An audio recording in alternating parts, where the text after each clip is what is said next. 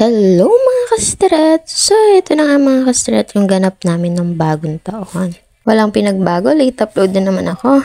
Bali dito nga kami sa may labas ng terrace naglagay ng design na Happy New Year. Dati nga ay sa loob ng bahay kami naglalagay niyan. At dahil may mga paninda na, dito na kami sa labas naglagay. Ang hirap talaga maging maliit. Tingnan nyo, nakapatong pa ako sa pangkunyan. At ayan, nilabas na nga ni Maya gagamitin niyo pang ihaw. Yung Happy New Year na design, taon-taon namin yung ginagamit. O diba, tipid tips, sinatabi lang namin ito pagkatapos ng bagong taon.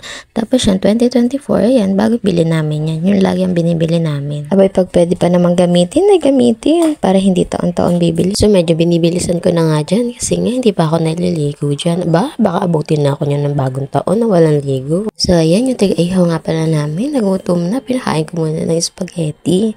Ito talaga yung favorite parts ko. Parang bigla akong nagutom habang nagba-voice over. Ayan, hindi ko na talaga natiis. Naligo na ako dyan, mga kasisteret. Abay, baka talaga abutin na ako dyan ng 2024 na walang ligo. Pero nailabas na rin namin yung mga pagkain at ayan, kapatid ko, nag-ayusan ng mga regalo.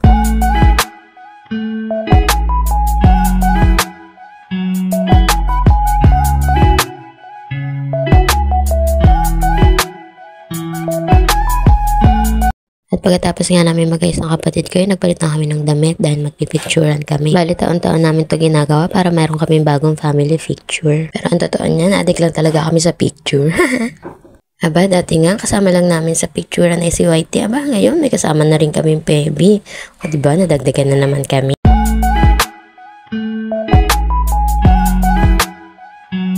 Aba, ito naman kapatid ko, yung Mirit pa. Picturean daw namin siya kasama ang baby niyang si Pebi. Talaga naman adik sa picture. Bale, habang naghihintay na kami ng alas 12 dyan, nagbigayan na rin kami ng regalo. Taon-taon nga kami nagpapalitan ng regalo. Kahit siyempre yung regalo lang ang matanggap namin, ay masaya na kami. At ayan nga, pinagkaguluhan pa si Pebi at ang laki daw ng regalo niya. At talagang tuwan-tuwa pa ang mami niya habang nagbubukas ito ng regalo. Ano sis, sa'yo yan? It's a Frank. Yung akala niya kay Pebi, yung pala ay akin.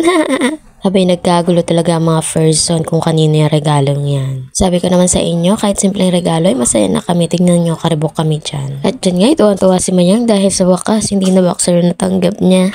Taon-taon na nga namin kasama si Mayang tuwing bagong taon kasi ang turing na namin sa kanya ay pamilya. Kaya Mayang, huwag na malungkot ha.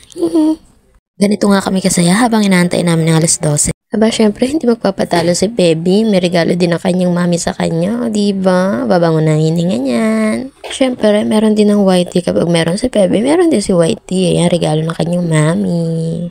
At ito na nga yung part na pinakahintay namin. Nabigay si Santa Claus.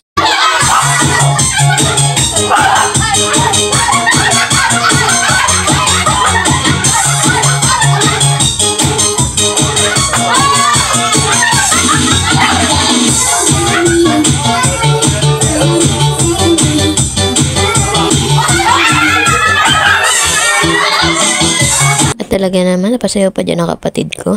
Pagkatapos nga namin mag-exchange gift, ay kumain na kami at nagutom talaga kami ng bonggang-bongga dyan. Simple lang naman ang handaan namin dyan. Ang mahalaga, may mapagsaluhan ng buong pamilya. Masok nga kami sa gilid ni Mayang sa kwarto kasi nga natatakot na si Pebi. May mga naririnig na kasi kami mga papatok.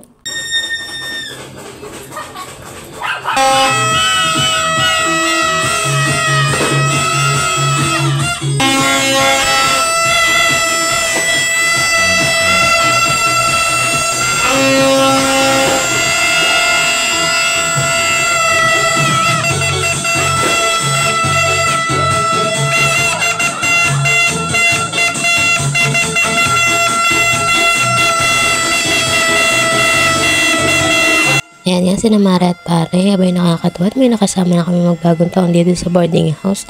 Taon-taon kasi buong pamilya lang namin na nandito sa boarding house. Pero kahit kami buong pamilya lang nandito sa boarding house, ay masaya naman kami sinasalubong ang bagong taon.